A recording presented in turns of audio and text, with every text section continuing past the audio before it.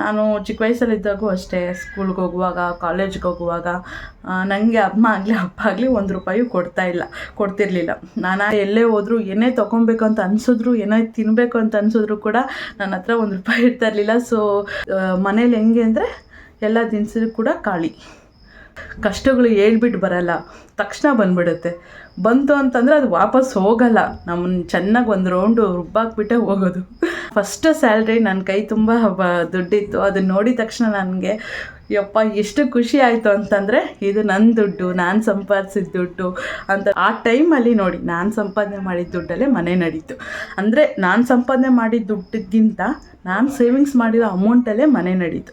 So ನೋಡಿ, ಈ ಥರ ಕಷ್ಟಕ್ಕಾಗುತ್ತೆ ಸೇವಿಂಗ್ಸ್ ಮಾಡಿದ್ರೆ. ಸೊ ಲೈಫಲ್ಲಿ ನಮಗೆ ಇಂಪಾರ್ಟೆನ್ಸ್ ಅಂದರೆ ಇದೆ, ನಮ್ಮ ಮನೆ, ನಮ್ಮ ಫ್ಯಾಮಿಲಿ, ನಮ್ಮ ಕುಟುಂಬ. ಹಾಸ್ಪಿಟ್ಲಿಗೆ ಖರ್ಚಿಗಾಗುತ್ತೆ ಅಂದರೆ ಎಲ್ಲ ಸಾಕಾಗಲ್ಲ. ಸೊ ನಾವು ಮನಿ ಸೇವಿಂಗ್ಸ್ ಮಾಡೋದು ತುಂಬಾ ಇಂಪಾರ್ಟೆಂಟ್ ಆಗುತ್ತೆ. So hi friends, welcome back to Gayatri Amma Kannada logs channel. Friends, ಇವತ್ತಿನ ವೀಡಿಯೋದಲ್ಲಿ ನಾನು ಮನಿ ಸೇವಿಂಗ್ಸ್ ಬಗ್ಗೆ ನಿಮ್ಮ ಜೊತೆ ಒಂದು ಕೆಲವು ಇಂಪಾರ್ಟೆಂಟ್ ವಿಷಯಗಳನ್ನ ಶೇರ್ ಮಾಡ್ಕೊತೀನಿ. ಹಾಗೆ ಮನಿ ಸೇವಿಂಗ್ ಟಿಪ್ಸು ಕೂಡ ಕೊಡ್ತಾ ಇದ್ದೀನಿ. ನಾನು ತುಂಬ ಮನಿ ಸೇವಿಂಗ್ಸ್ ಮಾಡ್ತೀನಿ, ಅಂದರೆ ತುಂಬ ಇಂಪಾರ್ಟೆನ್ಸ್ ಕೊಡ್ತೀನಿ. ಯಾವಾಗಲೂ ನನ್ನ ಕೈಗೆ ಏನೇ ದುಡ್ಡು ಬಂದರೂ ಅದನ್ನು ಸೇವಿಂಗ್ಸ್ ಮಾಡೋಣ ಅಂತಲೇ ನನ್ನ ಮೈಂಡ್ ಹೋಗುತ್ತೆ. ಈ ಮೈಂಡ್ ಸೆಟ್ ಬಂದಿದ್ದು ಹೇಗೆ, ನಾನು ಯಾಕೆ ಅಷ್ಟೊಂದು ಮನಿ ಸೇವಿಂಗ್ಸ್ ಮಾಡ್ತೀನಿ, ಹಾಗಾದರೆ ನಾನೇನು ಖರ್ಚು ಮಾಡಲ್ವಾ, ಇದು ಪ್ರತಿಯೊಂದು ನಿಮ್ಮ ಜೊತೆ ಶೇರ್ ಮಾಡ್ಕೊತೀನಿ. ಹಾಗೆ ಮನಿ ಸೇವಿಂಗ್ ಟಿಪ್ಸು ಕೂಡ ಕೊಡ್ತಾ ಇದ್ದೀನಿ ಈ ವಿಡಿಯೋದಲ್ಲಿ. ಸೊ ವಿಡಿಯೋ ಪೂರ್ತಿ ನೋಡಿ, ಇಷ್ಟ ಆದರೆ ಲೈಕ್ ಮಾಡಿ, ಕಮೆಂಟ್ ಮಾಡಿ, ಶೇರ್ ಮಾಡಿ. ಹಾಗೆ ನನ್ನ ಚಾನಲ್ಗೆ ಸಬ್ಸ್ಕ್ರೈಬ್ ಆಗಿ ವಿಡಿಯೋ ನೋಡಿ. ಫ್ರೆಂಡ್ಸ್, ಸಬ್ಸ್ಕ್ರೈಬ್ ಆಗದೆ ವಿಡಿಯೋ ನೋಡ್ತಾ ಇದ್ದೀರಾ, ಪ್ಲೀಸ್ ಸಬ್ಸ್ಕ್ರೈಬ್ ಆಗಿ ವಿಡಿಯೋ ನೋಡಿ. ಹಾಗೆ ಬೆಲ್ಲೈಕನ್ನ ಕ್ಲಿಕ್ ಮಾಡಿಕೊಡಿ. ಬೆಲ್ಲೈಕನ್ನ ಕ್ಲಿಕ್ ಮಾಡ್ದಿರ ಇದ್ದರೆ ನಾನು ಹಾಕೋ ವೀಡಿಯೋಸ್ ಯಾವುದೂ ನಿಮಗೆ ಬರೋದೇ ಇಲ್ಲ. ಸೊ ಅದಕ್ಕೆ ಫಸ್ಟು ಸಬ್ಸ್ಕ್ರೈಬ್ ಆಗಿ ಬೆಲ್ಲೈಕನ್ನ ಕ್ಲಿಕ್ ಮಾಡಿ. ಓಕೆನಾ? ಬನ್ನಿ ಇವಾಗ ವಿಡಿಯೋನ ಕಂಟಿನ್ಯೂ ಮಾಡ್ತೀನಿ. ಸೊ ಫ್ರೆಂಡ್ಸ್, ನನಗಂತೂ ಮೊದಲು ಸೇವಿಂಗ್ಸ್ ಮಾಡಬೇಕನ್ನೋ ಉದ್ದೇಶ ಇರಲಿಲ್ಲ. ಬಟ್ ನಾನು ಮನಿ ಸೇವಿಂಗ್ಸ್ ಸ್ಟಾರ್ಟ್ ಮಾಡಿದ್ದು ಹೆಂಗೆ ಅಂತಂದರೆ, ಫಸ್ಟು ನನಗೆ ಹೆಂಗೆ ಅಂತಂದರೆ, ನಾನು ಚಿಕ್ಕ ವಯಸ್ಸಲ್ಲಿದ್ದಾಗೂ ಅಷ್ಟೇ, ಸ್ಕೂಲ್ಗೆ ಹೋಗುವಾಗ, ಕಾಲೇಜ್ಗೆ ಹೋಗುವಾಗ ನನಗೆ ಅಮ್ಮ ಆಗಲಿ ಅಪ್ಪ ಆಗಲಿ ₹1 ಕೊಡ್ತಿರಲಿಲ್ಲ. ನಾನಾಗೆ ಕೇಳಿ ಅದಕ್ಕೇನಾದರೂ ಒಂದು ರೀಸನ್ ಇತ್ತು ಅಂದರೆ ಆವಾಗ ಓಕೆ, ಆ ರೀಸನ್ ಕರೆಕ್ಟಾಗಿದ್ದರೆ ಹೌದು ಇವಳಿಗೆ ಅವಶ್ಯಕತೆ ಇದೆ, ಇದು ಕೊಡಬೇಕು ಅಮೌಂಟು ಅಂದಾಗನೇ ಮಾತ್ರ ನನಗೆ ಅಮೌಂಟ್ ಕೊಡ್ತಾಯಿದ್ರು. ಇನ್ನೇನು ಬೇಕಿದ್ದರೂ ಅವರು ನನಗೆ ಕೊಡಿಸ್ಕೊಡ್ತಾಯಿದ್ರು. ಅತಿಯಾಗಿ ಖರ್ಚು ಕೂಡ ಮಾಡ್ತಾ ಇರಲಿಲ್ಲ. ಅವ್ರಿಗೂ ಜಾಸ್ತಿ ಖರ್ಚು ಮಾಡ್ಕೊತಾ ಇರಲಿಲ್ಲ, ಹಾಗೆ ನನಗೂ ಖರ್ಚು ಮಾಡಿಸ್ತಾ ಇರಲಿಲ್ಲ, ನನಗೂ ಖರ್ಚು ಮಾಡೋಕ್ಕೆ ಬಿಡ್ತಾ ಇರಲಿಲ್ಲ ಮನೇಲಿ. ಸೊ ನನಗೆ ಹೇಳಬೇಕಂತಂದರೆ ನನ್ನ ಕೈಯಲ್ಲಿ ₹1 ಇರ್ತಾ ಇರಲಿಲ್ಲ. ಅಪ್ಪ ಅಮ್ಮನೂ ಕೊಡ್ತಿರ್ಲಿಲ್ಲ, ನನ್ನ ಕೈಲಿ ಅಪ್ಪ ಅಮ್ಮನೇ ನಮ್ಗೆ ₹1 ದುಡ್ಡು ಕೊಟ್ಟಿಲ್ಲ ಅಂದರೆ ಇನ್ನೆಲ್ಲಿಂದ ಬರುತ್ತೆ. ಸೊ ನನ್ನ ಹತ್ರ ₹1 ಇರ್ತಾ ಇರಲಿಲ್ಲ. ಸೊ ಆವಾಗ ನಾನು ಏನೇ ತೊಗೊಬೇಕು ಅಂದ್ಕೊಂಡ್ರೂ ಕೂಡ ನಾನು ತೊಗೊಳಕ್ಕಾಗ್ತಾ ಇರಲಿಲ್ಲ. ಅದಕ್ಕೆ ನಾನು ಏನು ತೊಗೊತಾನೂ ಇರಲಿಲ್ಲ, ಏನು ತಿಂತಾನೂ ಇರಲಿಲ್ಲ, ಏನು ತೊಗೊತಾನೂ ಇರಲಿಲ್ಲ. ಸೊ ಹೊರಗಡೆ ಎಲ್ಲೇ ಹೋದರೂ ಏನೇ ತೊಗೊಬೇಕು ಅಂತ ಅನಿಸಿದ್ರು, ಏನೇ ತಿನ್ನಬೇಕು ಅಂತ ಅನಿಸಿದ್ರು ಕೂಡ ನನ್ನ ಹತ್ರ ₹1 ಇರ್ತಾ ಇರಲಿಲ್ಲ. ಸೊ ಅವಾಗೇ ಅಂದ್ಕೊಳ್ತಾ ಇದ್ದೆ ನಾನು, ಹೌದು ಮುಂದೆ ಸಂಪಾದನೆ ಮಾಡಬೇಕು. ಸೊ ಬರೀ ಕೈಯಲ್ಲಿ ಮಾತ್ರ ಇರಬಾರ್ದು, ಮನಿ ಅನ್ನೋದು ನಮ್ಮ ಕೈಯಲ್ಲಿ ಇರಲೇಬೇಕು ಯಾವಾಗಾದರೂ ಅಂತ ಅಂದ್ಬಿಟ್ಟು ಅವಾಗೆಲ್ಲ ಥಿಂಕ್ ಮಾಡ್ತಾಯಿದ್ದೆ ನಾನು. ಇನ್ನೊಂದು, ನಾನು ಅಪ್ಪ ಅಮ್ಮನ ಜಾಸ್ತಿ ಕೇಳೋಕ್ಕೆ ಹೋಗ್ತಾ ಇರಲಿಲ್ಲ. ಏನಾದರೂ ಬುಕ್ಕು, ಪೆನ್ನು, ಇಲ್ಲ ಏನಾದರೂ ಆ ಥರದ್ದು ಏನಾದರೂ ತೊಗೊಳೋದಿತ್ತು ಅಂದರೆ ಕೇಳ್ತಾಯಿದ್ದೆ, ಇಲ್ಲ ಅವರೇ ಕೊಡಿಸ್ಕೊಡ್ತಾಯಿದ್ರು. ಸೊ ನನಗೆ ಅವಾಗಿಂದನೇ ಓಕೆ, ಮನಿ ವೇಸ್ಟ್ ಮಾಡೋ ಬುದ್ಧಿ ಅಂತೂ ಬಂದೇ ಇಲ್ಲ ಅವಾಗ. ಯಾಕಂದರೆ ಕೈಗೆ ದುಡ್ಡೇ ಇಲ್ಲ ಅಂತಂದರೆ ಆ ದುಡ್ಡನ್ನ ಹೆಂಗೆ ಖರ್ಚು ಮಾಡ್ತೀವಿ, ಹೆಂಗೆ ವೇಸ್ಟ್ ಮಾಡ್ತೀವಿ. ಸೊ ನನಗೆ ಆ ದುಡ್ಡಿನ ಬೆಲೆ ಅವಾಗೇ ಗೊತ್ತಾಗ್ತಾ ಬಂತು. ಅದಾದಮೇಲೆ ಡಿಗ್ರಿಗೆ ಹೋದಾದ್ಮೇಲೆ ಡಿಗ್ರಿ ಕಂಪ್ಲೀಟ್ ಆಯಿತು. ಆಮೇಲೆ ನಾನು ಜಾಬ್ ಹೋಗೋಕ್ಕೆ ಟ್ರೈ ಮಾಡಿದೆ, ಅಂದರೆ ನಾನು ದುಡಿಯೋಕ್ಕೆ ನಾನು ಸ್ಟಾರ್ಟ್ ಮಾಡಿದೆ. ಸೊ ನನ್ನ ಫಸ್ಟ್ ಸ್ಯಾಲ್ರಿ ನನ್ನ ಕೈ ತುಂಬ ದುಡ್ಡಿತ್ತು. ಅದನ್ನ ನೋಡಿದ ತಕ್ಷಣ ನನಗೆ ಯಪ್ಪ ಎಷ್ಟು ಖುಷಿ ಆಯಿತು ಅಂತಂದರೆ, ಇದು ನನ್ನ ದುಡ್ಡು, ನಾನು ಸಂಪಾದಿಸಿದ ದುಡ್ಡು ಅಂತಂದ್ಬಿಟ್ಟು ತುಂಬ ಖುಷಿ ಆಯಿತು. ನಂಗೆ ಅದರಲ್ಲಿ ₹1 ಖರ್ಚು ಮಾಡೋಕ್ಕೂ ಇಷ್ಟ ಆಗ್ತಾಯಿರಲಿಲ್ಲ. ಹಂಗೆ ಇಟ್ಕೊಂಡಿರೋಣ, ಹಂಗೆ ಎತ್ತಿಟ್ಕೊಂಡಿರೋಣ, ನನಗೇನಾದರೂ ಬೇಕಾದರೆ ತಗೊಳ್ಳೋಣ ಅಂತ, ತೊಗೊಬೇಕು ಅಂತ ಅಂದ್ಕೊತೀನಿ. ಆದರೂ ಕೂಡ ನನ್ನ ಹತ್ರ ಇರಲಿ ಅಂತ ಅಂದ್ಬಿಟ್ಟು ನಾನು ಸೇವಿಂಗ್ಸ್ ಮಾಡ್ಕೊತಾ ಇದ್ದೆ. ಫಸ್ಟ್ ಸ್ಯಾಲ್ರಿ ಮಾತ್ರ ನಾನು ಒಂದು ಸ್ವಲ್ಪ ಖರ್ಚು ಮಾಡಿದ್ದೀನಿ ಬಟ್ಟೆಗಳಿಗೆ. ನಾನು ಬಟ್ಟೆ ತೊಗೊಂಡೆ, ಅಪ್ಪ ಅಮ್ಮಗೆ ಬಟ್ಟೆ ತೊಗೊಂಡೆ, ಅದೆಲ್ಲ ಅಷ್ಟೇ. ಒಂದು 2-3 ಜೊತೆ ಬಟ್ಟೆ ತೊಗೊಂಡ್ಬಿಟ್ಟು ಅದೊಂದು ಸ್ಯಾಟಿಸ್ಫ್ಯಾಕ್ಷನ್ ಆದಮೇಲೆ ಬಟ್ಟೆ ತೊಗೊಳ್ಳೋದು. ಆಮೇಲೆ ಏನು ಬೇಕೋ ಒಂದು ಸ್ವಲ್ಪ ತಿಂದಾದ್ಮೇಲೆ ಆ ದುಡ್ಡನ್ನ ಆಲ್ಮೋಸ್ಟ್ 80% ಹಂಗೆ ಸೇವಿಂಗ್ಸ್ ಮಾಡಿಕೊಂಡೆ. ನೆಕ್ಸ್ಟ್ ಸೆಕೆಂಡ್ ಸ್ಯಾಲ್ರಿನೂ ಕೂಡ ನಾನು ಸೇವಿಂಗ್ಸ್ ಮಾಡಿಕೊಂಡೆ. ಥರ್ಡ್ ಸ್ಯಾಲ್ರಿ ಅದೊಂದು ಅಭ್ಯಾಸ ಆಗೋಯ್ತು, ಸೇವಿಂಗ್ಸ್ ಮಾಡ್ಕೊಳ್ಳೋದು ಅಭ್ಯಾಸ ಆಗೋಯ್ತು. ಸೊ ನಾನು ₹1 ಖರ್ಚು ಮಾಡ್ದಿರ ನನ್ನ ಸ್ಯಾಲ್ರಿ ಪೂರ್ತಿ ನಾನು ಸೇವಿಂಗ್ಸ್ ಮಾಡ್ಕೊತಾ ಬಂದೆ. ಅದಾದಮೇಲೆ ನೆಕ್ಸ್ಟು ಆ ಟೈಮಲ್ಲಿ ಏನು ಬಂತು ಅಂದರೆ ಈ ಕೊರೋನಾ ಪ್ರಾಬ್ಲಮ್ ಬಂತಲ್ವಾ. ಸೊ ಪೂರ್ತಿ ಲಾಕ್ಡೌನು. ನಾವು ಮನೇಲಿ ನಮ್ಮ ಅಪ್ಪ ಅಮ್ಮ ₹1 ಇಟ್ಕೊಂಡಿರಲಿಲ್ಲ, ಎಲ್ಲ ಬ್ಯಾಂಕಲ್ಲಿತ್ತು. ಸೊ ATMಗೆ ಹೋಗ್ಬೇಕಾಗಿತ್ತು, ದುಡ್ಡು ಡ್ರಾ ಮಾಡಬೇಕಿತ್ತು. ಸೊ ನಾವಿದ್ದಿದ್ದು ಈ ಏರಿಯಾದಲ್ಲಿ ಹೆಂಗಾಗೋಗಿತ್ತು ಅಂತಂದರೆ ATM ಬಂದು ATMಲ್ಲೂ ಕ್ಯಾಶ್ ಇರ್ತಾ ಇರಲಿಲ್ಲ, ATM ಓಪನ್ನೇ ಇರ್ತಾ ಇರಲಿಲ್ಲ, ATM ಫುಲ್ಲಾಗಿ ಬಂದಾಗ್ಬಿಟ್ಟಿತ್ತು. ಸೊ ಅವಾಗ ನೋಡಿ ನಮ್ಮ ಹತ್ರ ಫೋನ್ಪೇ ಯಾವುದೂ ಇರಲಿಲ್ಲ, ನನ್ನ ಮೊಬೈಲಲ್ಲೂ ಫೋನ್ಪೇ ಇರಲಿಲ್ಲ, ಅದು ಅಕೌಂಟೇ ಇರಲಿಲ್ಲ ಫೋನ್ಪೇದು. ಸೊ ಅಪ್ಪ ಅಮ್ಮ ಹತ್ರಲ್ಲೂ ಫೋನ್ಪೇ ಏನೂ ಇರಲಿಲ್ಲ. ATM ಕಾರ್ಡ್ ಇಟ್ಕೊಂಡಿದ್ವಿ, ಬಟ್ ದುಡ್ಡು ಡ್ರಾ ಮಾಡ್ಕೊಳಕ್ಕಾಗ್ತಿರಲಿಲ್ಲ. ಆ ಪರಿಸ್ಥಿತಿಯಲ್ಲಿ ಇದ್ವಿ. ಬಟ್ ಮನೆ ಮೇಂಟೈನ್ ಮಾಡಬೇಕು. ಸೊ ಮನೇಲಿ ಹೆಂಗೆ ಅಂದರೆ ಎಲ್ಲ ದಿನಸು ಕೂಡ ಖಾಲಿ. ಸೊ ನೋಡಿ ಆ ಪರಿಸ್ಥಿತಿ ನೋಡಿ, ಅಮೌಂಟ್ ಇದೆ ಬಟ್ ಅಕೌಂಟಲ್ಲಿ ಬ್ಯಾಂಕಲ್ಲಿದೆ, ನಮ್ಮ ಕೈಯಲ್ಲಿ ಇವಾಗ ₹1 ಅಮೌಂಟ್ ಇಲ್ಲ, ಮನೆ ನಡೆಸಬೇಕು. ಆ ಟೈಮು ಹಂಗಿತ್ತು. ಸೊ ಅವಾಗ ಯೂಸ್ ಆಗಿದ್ದು ನಾನು ಸೇವಿಂಗ್ಸ್ ಮಾಡಿರೋಂಥ ಮನಿ, ಅಂದರೆ ನನ್ನ ಸ್ಯಾಲ್ರಿಯಲ್ಲಿ ನಾನು ಸೇವಿಂಗ್ಸ್ ಮಾಡಿದ್ನಲ್ಲ. ಸೊ ಆ ಮನಿನ ಸರಿ ಅದರಲ್ಲೇ ದಿನಸಿ ಐಟಮ್ ತೊಗೊಂಡು ಬಂದಿದ್ದು, ಆಮೇಲೆ ಅದರಲ್ಲೇ ಮನೆ ನಡೆಸಿದ್ದು. ಅವಾಗ ಅಂಗಡಿಗಳು ಜಾಸ್ತಿ ತೆಗಿತಾ ಇರಲಿಲ್ಲ, ಒಂದೇ ಸರಿ ತೊಗೊಂಡು ಬಂದು ಸೊ ಹೆಂಗೋ ಜೀವನ ಮಾಡಿದ್ದೀವಿ ಅವಾಗ. ಸೊ ಅವಾಗ ನನಗೆ ಗೊತ್ತಾಯಿತು, ಓಕೆ ಮನಿ ಸೇವಿಂಗ್ಸ್ ತುಂಬ ಇಂಪಾರ್ಟೆಂಟು. ಕಷ್ಟಗಳು ಹೇಳ್ಬಿಟ್ಟು ಬರಲ್ಲ, ತಕ್ಷಣ ಬಂದುಬಿಡುತ್ತೆ. ಬಂತು ಅಂತಂದರೆ ಅದು ವಾಪಸ್ ಹೋಗಲ್ಲ, ನಮ್ಮನ್ನು ಚೆನ್ನಾಗಿ ಒಂದು ರೌಂಡು ರುಬ್ಬಾಕ್ಬಿಟ್ಟೆ ಹೋಗೋದು ಅಲ್ವಾ. ಸೊ ಆವಾಗ ನಮಗೆ ನಮ್ಮ ಹತ್ರ ನಾವೆಷ್ಟು ದುಡ್ಡು ಕೂಡಿಕ್ಕಿಡ್ತೀವೋ ಆ ದುಡ್ಡೇ ನಮ್ಮನ್ನ ಉಳಿಸೋದು. ಸೊ ಆವಾಗ ನನಗೆ ಸೇವಿಂಗ್ಸು ಇಂಪಾರ್ಟೆಂಟು ಅಂತ ನನಗೆ ಗೊತ್ತಾಗಿದ್ದು. ಆವಾಗಿಂದ ಅದೊಂದು ಒಳ್ಳೆ ಹ್ಯಾಬಿಟಾಗಿ ಮಾಡ್ಕೊಂಬಿಟ್ಟೆ ನಾನು, ಮನಿ ಸೇವಿಂಗ್ಸ್ ಮಾಡೋದು. ಸೊ ಕೈಗೆ ಏನೇ ಅಮೌಂಟ್ ಬಂದರೂ ಅದನ್ನು ಸೇವಿಂಗ್ಸ್ ಮಾಡೋದು. ಹಂಗಂತ ಏನು ಖರ್ಚು ಮಾಡ್ದಿರಾ ಅಂತೂ ಇರಲ್ಲ. ಸೊ ನಮ್ಮ ಲೈಫಲ್ಲಿ ಎಲ್ಲ ಸೇವಿಂಗ್ಸ್ ಮಾಡ್ಕೊಂಡು ಹೋದರೆ, ಇನ್ನು ಜೀವನದಲ್ಲಿ ನಮ್ಗೇನು ಬೇಕೋ ಏನೋ ತೊಗೊಂಡಿರ ಇದ್ದರೆ ನಮ್ಮ ಲೈಫ್ ಹೆಂಗಿರುತ್ತೆ, ಒನ್ ಡೇ ನಾವು ತಿರುಗಿ ನೋಡಿದ್ರೆ ಬರೀ ದುಡ್ಡೇ ಇರುತ್ತೆ, ನಾವು ಲೈಫಲ್ಲಿ ಏನೂ ಎಂಜಾಯ್ ಮಾಡಿರಲ್ಲ. ಸೊ ಮನಿ ಸೇವಿಂಗ್ಸು ಮಾಡಬೇಕು, ಇನ್ನೊಂದು ಕಡೆ ನಮ್ಮ ಲೈಫ್ಗೆ ನಮ್ಮ ಜೀವನಕ್ಕೆ ಏನೆಲ್ಲ ಬೇಕೋ ಅದನ್ನು ತೊಗೊಬೇಕು. ನಾವು ಎಂಜಾಯ್ಮೆಂಟು ಇರಬೇಕು. ಅಂದರೆ ನಾವು ಖರ್ಚು ಮಾಡೋದು ಒಂದು 2% ಆದರೆ ಇನ್ನು 8% ನಾವು ಸೇವಿಂಗ್ಸ್ ಮಾಡೋ ಕಡೆನೇ ಇರಬೇಕು, ಹಾಗೆ ಮನೆ ನಡೆಸಬೇಕು. ಸೊ ಸೇವಿಂಗ್ಸ್ ಆ ರೀತಿ ನಾನು ಮಾಡ್ತಾಯಿದ್ದೆ. ಆಮೇಲೆ ಲಾಕ್ಡೌನ್ ಎಲ್ಲ ಆಯಿತು. ಆಮೇಲೆ ಮತ್ತು ನಾವು ATMಲ್ಲೆಲ್ಲ ಡ್ರಾ ಮಾಡಿಕೊಂಡು, ಆಮೇಲೆ ನನ್ನ ಅಮೌಂಟು ನೀನು ಇಟ್ಕೋ, ಈ ಥರ ಸೇವಿಂಗ್ಸ್ ಮಾಡ್ಕೊ ಅಂತ ಅಂದ್ಬಿಟ್ಟು ನಮ್ಮಮ್ಮ ರಿಟರ್ನ್ ಬೇರೆ ಕೊಟ್ಬಿಟ್ರು. ನಾನು ಬೇಡ ಅಂದರೂ ಕೊಟ್ಟರು. ಆಮೇಲೆ ಇರಲಿ ಹಿಂಗೆ ಸೇವಿಂಗ್ಸೇ ಇರಲಿ ಬಿಡು ಅಂತ ಅಂದ್ಬಿಟ್ಟು ನಾನು ಹಂಗೆ ಇಟ್ಕೊಂಡೋದೆ. ಸೊ ಆ ಟೈಮಲ್ಲಿ ನೋಡಿ, ನಾನು ಸಂಪಾದನೆ ಮಾಡಿದ ದುಡ್ಡಲ್ಲೇ ಮನೆ ನಡೀತು.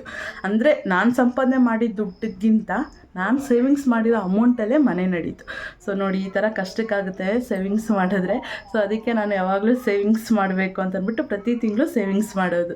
ಸೊ ಇದಕ್ಕೆ ನಾನು ಸೇವಿಂಗ್ಸ್ ಮಾಡೋದು. ಸೊ ಸೇವಿಂಗ್ಸ್ ಮಾಡೋ ಟಿಪ್ಪು ಕೂಡ ನಿಮಗೆ ಶೇರ್ ಮಾಡ್ಕೊತೀನಿ. ಹಾಗೆ ಇನ್ನೊಂದು ಏನು ವಿಚಾರ ಅಂತಂದರೆ, ಮನೇಲಿ ಒಂದು ಹೆಣ್ಮಗು ಇದೆ, ಇಲ್ಲ ಮಕ್ಕಳಿದ್ದಾರೆ ಅಂತಂದರೆ ನಾವೆಷ್ಟು ಸೇವಿಂಗ್ಸ್ ಮಾಡ್ತೀವೋ ಅಷ್ಟು ಒಳ್ಳೆಯದು. ಇವಾಗ ನೋಡಿ, ಮಳೆಗಾಲ ಬರ್ತಾಯಿದೆ, ಚಳಿಗಾಲ ಬರ್ತಾಯಿದೆಯಲ್ಲ, ಇವಾಗ ಇನ್ನು ಸ್ಟಾರ್ಟು. ಮನೇಲಿ ಎಲ್ಲರಿಗೂ ಹುಷಾರು ತಪ್ಪೋದು ಅದೆಲ್ಲ ತುಂಬ ಜಾಸ್ತಿ ಇವಾಗ. ಸೊ ಹಾಸ್ಪಿಟ್ಲ್ ಖರ್ಚೆಲ್ಲ ಖಂಡಿತ ಬಂದೇ ಬರುತ್ತೆ. ಸೊ ನಾವು ಇವಾಗ ಅದ್ವಾ ಹೆಂಗಂದ್ರೆ ಹಂಗೆ ಖರ್ಚು ಮಾಡೋಂಗಿಲ್ಲ, ಸೇವಿಂಗ್ಸ್ ಮಾಡಬೇಕು. ಸೊ ಸೇವಿಂಗ್ಸ್ ಮಾಡಿ ಮತ್ತು ಮನೇನೂ ನಡೆಸಿ, ನಮಗೇನು ಬೇಕೋ ಅದರಲ್ಲಿ ತಗೊಂಡು ನಮ್ಮ ಲೈಫ್ನ ಚೆನ್ನಾಗಿ ನಡೆಸ್ಕೊಂಡು ಹೋಗಬೇಕು. ಸೊ ಮನಿ ಸೇವಿಂಗ್ ಹೆಂಗೆ ಸೇವಿಂಗ್ ಮಾಡಬೇಕು ಅನ್ನೋ ಕೆಲವು ಟಿಪ್ಸ್ನ ನಾನು ನಿಮಗೆ ಶೇರ್ ಮಾಡ್ಕೊಳ್ತೀನಿ, ಬನ್ನಿ.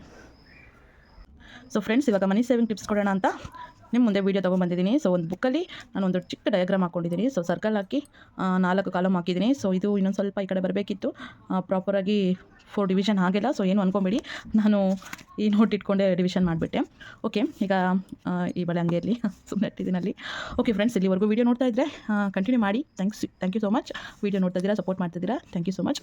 ಈಗ ಬನ್ನಿ, ಮನಿ ಸೇವಿಂಗ್ ಟಿಪ್ಸ್ ಕೊಡ್ತಾ ಇದ್ದೀನಿ ನಿಮಗೆ. ಏನು ಅಂತಂದರೆ, ಸೊ ನೋಡಿ, ಇವಾಗ ಒಂದು ಸರ್ಕಲ್ ಹಾಕ್ಕೊಂಡಿದ್ದೀನಿ, 4 ಡಿವಿಷನ್ ಮಾಡ್ಕೊಂಡಿದ್ದೀನಿ. ಸೊ ಮೊದಲನೇ ಡಿವಿಷನಲ್ಲಿ ಓಮ್ ಅಂತ ಹಾಕ್ಕೊಂಡಿದ್ದೀನಿ. ಸೊ ಓಮ್ ಅಂದರೆ ಗೊತ್ತಲ್ವ, ಸೊ ನಮ್ಮ ಮನೆ ಆ್ಯಂಡ್ ಫ್ಯಾಮಿಲಿ, ನಮ್ಮ ಕುಟುಂಬ ಆ್ಯಂಡ್ ಸೇವಿಂಗ್ಸ್.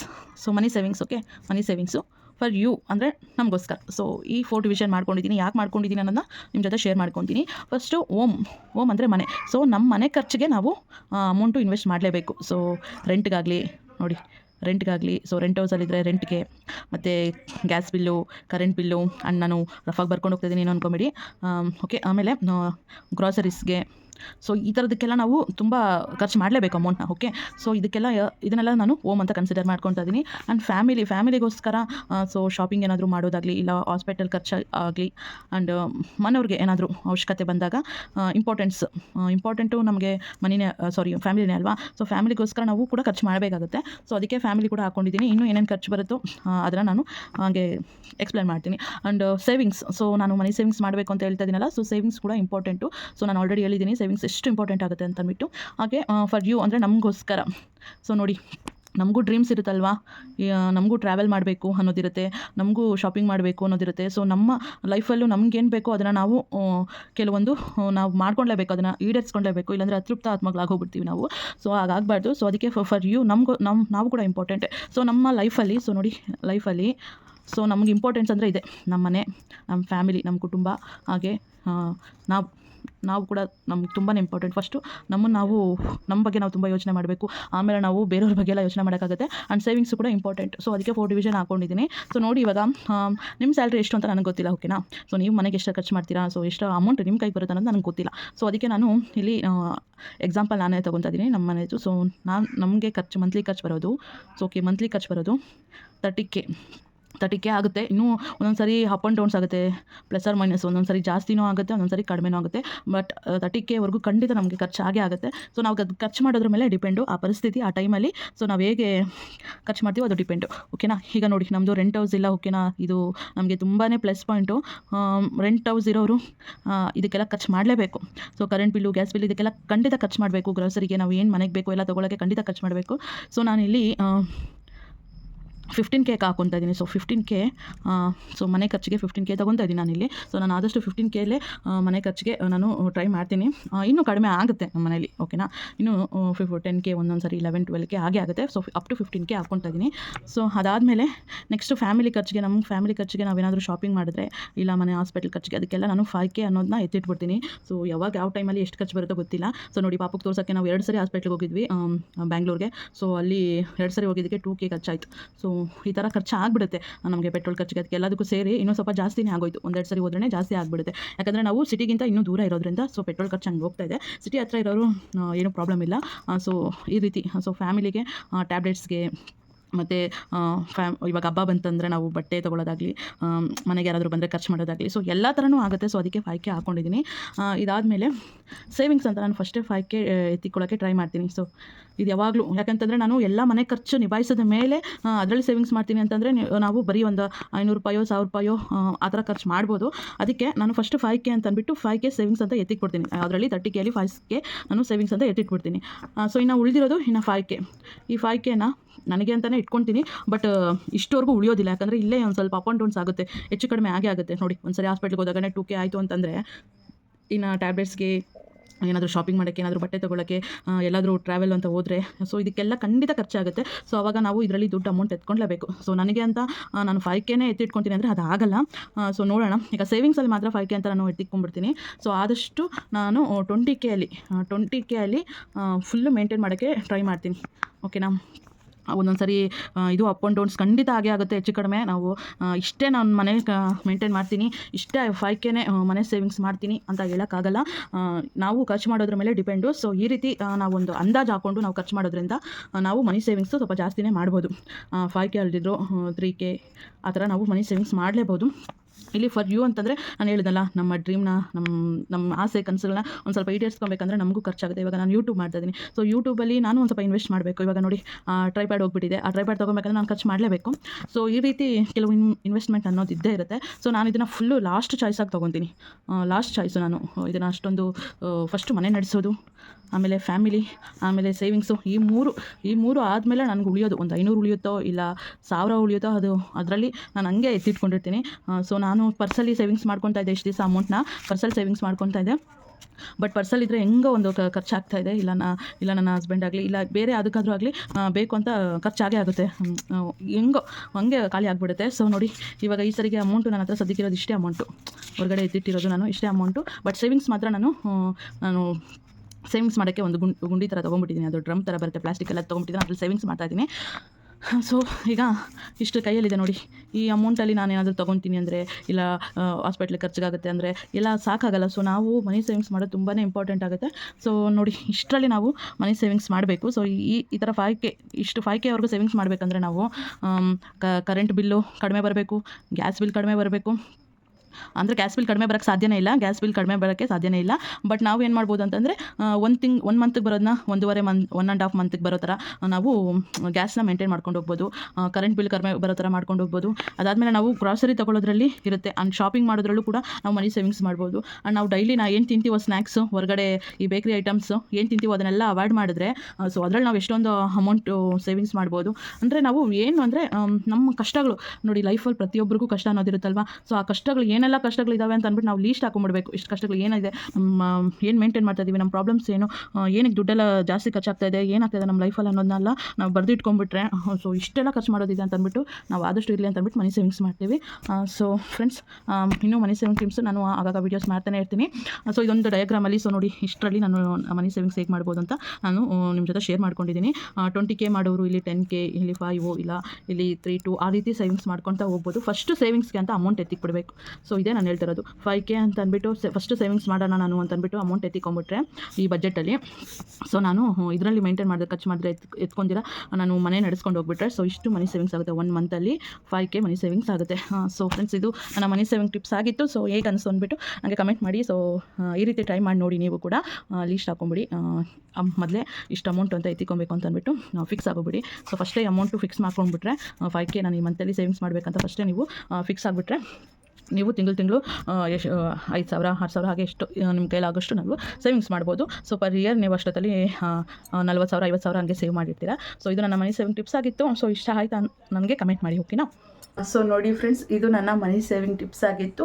ಸೊ ಈ ವಿಡಿಯೋ ಇಷ್ಟ ಆಯಿತು ಅನಿಸುತ್ತೆ. ಸೊ ನೀವು ಕೂಡ ಮನಿ ಸೇವಿಂಗ್ಸ್ ಮಾಡಿ. ಯಾರೆಲ್ಲ ಮಾಡ್ತಿಲ್ವೋ ಮಾಡಿ, ಯಾರೆಲ್ಲ ಮಾಡ್ತಾ ಇದ್ದೀರೋ ಅವರು ಇನ್ನಷ್ಟು ಒಂದು ಸ್ವಲ್ಪ ಜಾಸ್ತಿನೇ ಮಾಡೋಕ್ಕೆ ಟ್ರೈ ಮಾಡಿ. ಹಾಗೆ ನಾನು ಮಾಡೋದಿಲ್ಲ ಅನ್ನೋರಿಗೆ ನಾವು ಇನ್ನೇನು ಹೇಳೋಕ್ಕಾಗಲ್ಲ.